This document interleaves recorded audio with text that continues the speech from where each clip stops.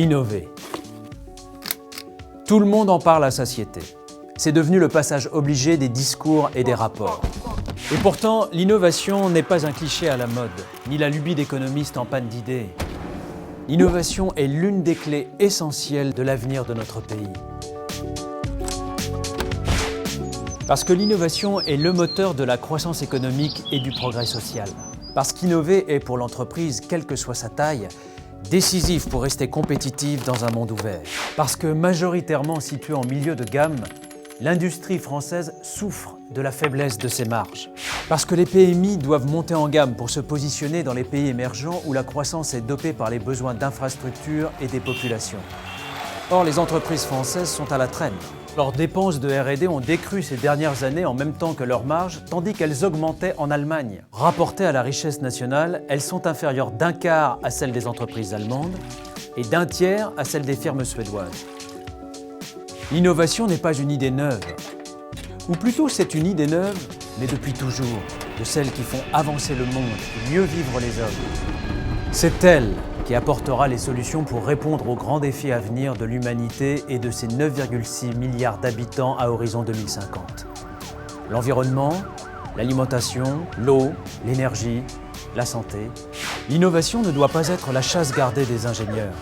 Elle ne se cultive pas en chambre, en solitaire.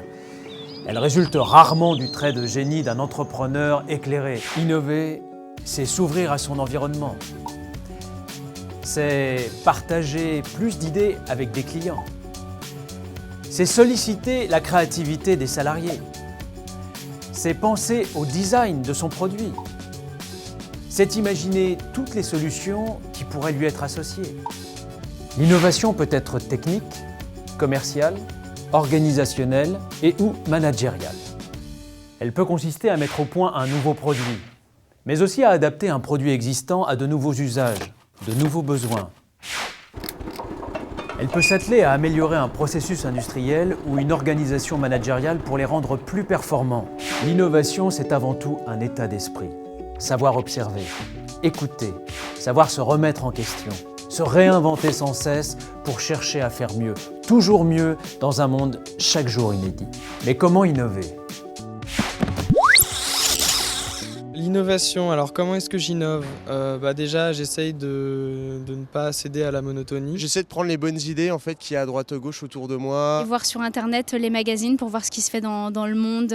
Il y a une prolifération aujourd'hui de blogs et de forums sur internet. On peut répondre aujourd'hui à n'importe quelle question. Je m'inspire des autres pays, j'adore parler avec les gens, découvrir leurs valeurs, leur façon de travailler aussi. Je ne me limite pas à un domaine en particulier puisqu'il y a des ponts entre un domaine et un autre qui semblent être aux antipodes mais quelque part se rejoignent profondément dans la technique, la technologie, la méthodologie. Il y a des process qui se retrouvent dans des domaines très différents. Il faut dormir. T'écrases un peu, tu dors un peu et les idées viennent. Les bonnes innovations viennent comme ça, avec le sommeil. La réponse n'est pas simple. De quelle façon ? À qui s'adresser ? Où trouver les expertises nécessaires ?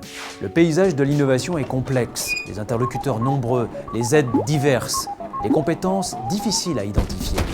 Simplifier la démarche des PMI, les connecter sur les meilleures pratiques, les centres techniques, les labos de recherche, les écoles d'ingénieurs ou de gestion, les universités qui répondront à leurs besoins, les orienter sur des plateformes mutualisées ou des projets collaboratifs, les aiguiller sur des financements disponibles.